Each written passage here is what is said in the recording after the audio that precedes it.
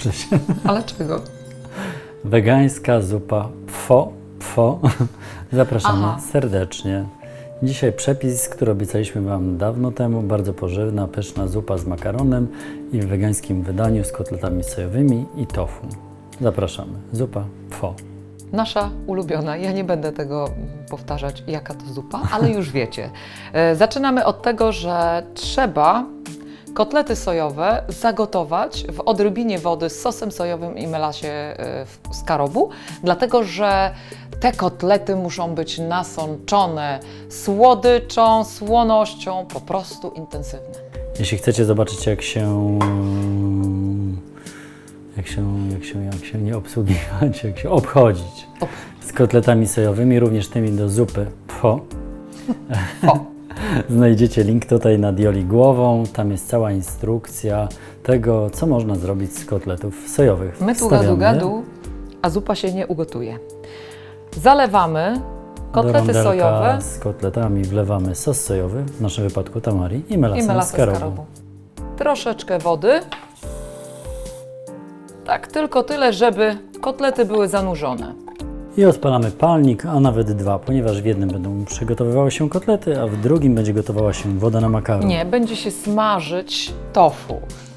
A w trzecim palniku, na trzecim palniku będzie patelnia, na której będzie smażyć się tofu. Raz, dwa, trzy.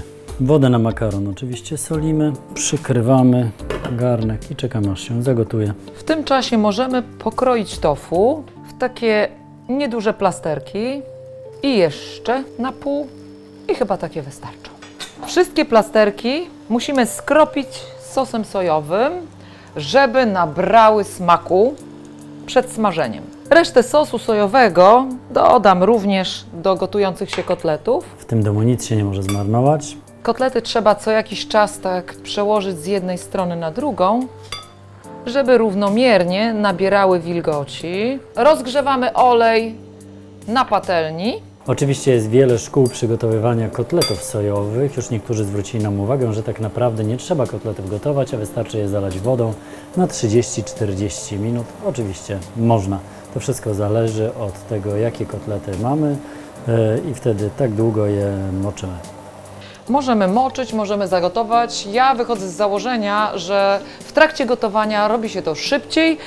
Poza tym do gotowania dodaję jeszcze różne smaki, później bardzo często podsmażam, czekam aż woda wyparuje. Są różne metody robienia i mi się wydaje, że każda jest dobra pod warunkiem, że później mamy smaczny produkt, czyli dobry kotlet, dobry kawałek tak zwanego mięsa do zupy, po prostu pełna dowolność. Tofu zanurzone w sosie sojowym wrzucamy na ten olej i przygotujemy się na to. Strzela. Może strzelać, trochę. W tym samym czasie zagotowała nam się woda na makaron, zatem wrzucamy go do środka i gotujemy do miękkości.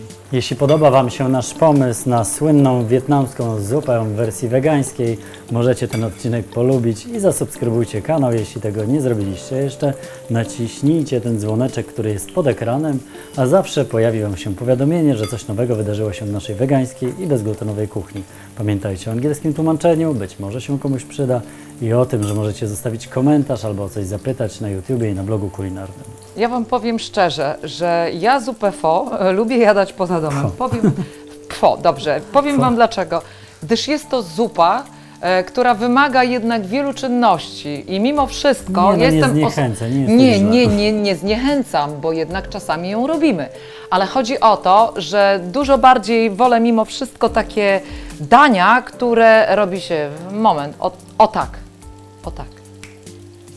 Ale jeżeli macie trochę więcej czasu i chcecie kogoś zaskoczyć, to myślę, że to jest świetny pomysł. Gdy tofu się przyrumieni, przekładamy na drugą stronę. Tak naprawdę powinniśmy je smażyć w głębokim oleju. Tak jak robią to Wietnamczycy. Ja po prostu wlałam trochę więcej oleju na patelnię i tyle. Nie będzie mi szkoda po skończonym smażeniu wylać oleju.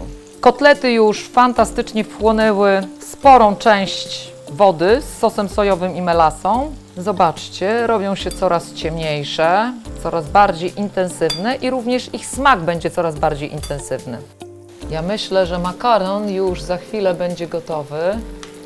Zdejmujemy garnek i odsadzamy makaron. Tak, on jest gotowy. Kotlety już całkowicie wchłonęły wywar, więc też musimy je zdjąć z palnika. Wykładamy je na deskę, aby trochę przestygły i żeby móc je pokroić. I jeszcze raz przekładamy tofu, żeby się równomiernie przysmażało.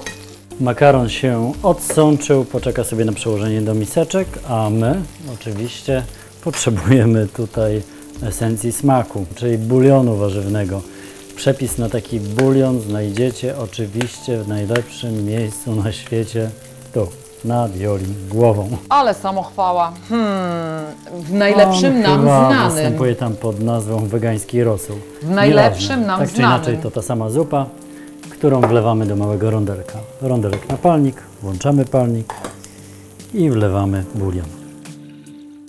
Pora najwyższa pokroić kotlety na takie bardzo cienkie plasterki, jak to w zupie pho. I przełożyć makaron do miseczek. Każdego kotleta kroimy na mniejszy kawałek i robimy takie cieniutkie plasterki wegańskiego niemięsa.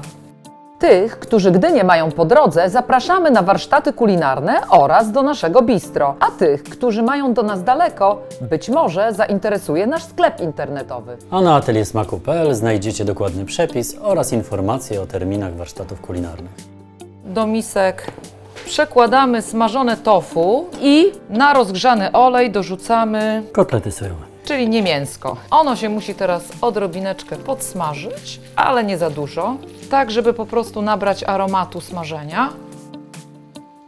I mamy tutaj jeszcze jeden składnik, bez którego kuchnia azjatycka nie istnieje. To jest chili. Mirek już się marszczy, bo on za bardzo chili nie lubi, ale w zupie pho myślę, że zje. Kroimy, pozbawiamy gniazda nasiennego, bo to piecze najbardziej. Proszę Cię, ocal mnie nie dodawaj całej. No dobrze, na Mirka życzenie będzie tylko połóweczka. I kroimy w drobną kostkę, dorzucamy do bulionu.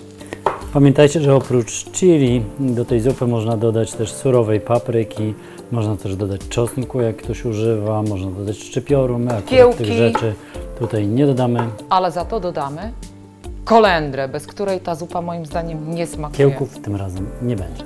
Tak skrojoną połówkę papryczki chili dorzucamy do bulionu warzywnego, który właśnie się zagotował. Papryka delikatnie puści swoją ostrość. I nie wiem, czy Mirek będzie się z tego cieszył, ale ja na pewno. Do bulionu dodajemy jeszcze odrobineczkę curry i jeszcze szczyptę pieprzu. Ma być ostro. Kotlety teraz delikatnie przekręcamy na drugą stronę. Tak zmniejszyliśmy trochę moc palnika, żeby one się nie popaliły, gdyż to jest takie smażenie dyskretne, delikatne, bez żadnych ostrych przyrumień. Przyrumienieni. Przyrumienień. Cokolwiek, ale wiecie, o czym ja mówię. Kucharz nie musi władać cudowną polszczyzną. Ważne, żeby dobrze gotował. Ty tak nie mów, bo zaraz znajdą się tacy, którzy powiedzą, że ani kucharz, ani że nie musi. Musi. Musi. Każdy powinien w tym kraju władać ładną polszczyzną. Dziękuję Ci bardzo, Jak mężu. Jak umie. Jak umie. Nie mięska. Możemy już dorzucić w tej chwili Do makaronu do i tofu. makaronu. Całość zalewamy bulionem i wędrujemy do lodówki po kolendrę. Kolendra, jak zwykle, trzymana pod mokrą, wilgotną ściereczką z ręcznika jednorazowego. Kroimy. Nie Dorzucamy kroimy, na możemy wierzch. rwać, możemy cokolwiek. Ważne, żeby było jej dużo i w dużych kawałkach. My do naszej zupy nie dodajemy czosnku, za to dodamy odrobinę oliwy truflowej, która jest bardzo aromatyczna. I żeby nie było tak jak zawsze, dorzucimy troszkę oleju rzepakowego tłoczonego na zimno. On ma cudowny, orzechowy aromat, więc bardzo będzie przypominał olej sezamowy. Oczywiście możecie dodać też oleju sezamowego. I na sam koniec odrobina soku z cytryny i możemy jeść. A teraz do rąk pałeczki, łyżkę, widelec, cokolwiek. Ważne, żeby dacie radę. Ale i tak nie będziemy przy Was wciągać makaronu, bo jest to mało estetyczne. Ale Makaron myślę, jest długi, na pewno się pochlapiecie przy tej okazji, ale będzie pysznie. że te kawałeczki nie mięska i super bulion plus kolendra wynagrodzą Wam wszystko. Smacznego i na zdrowie.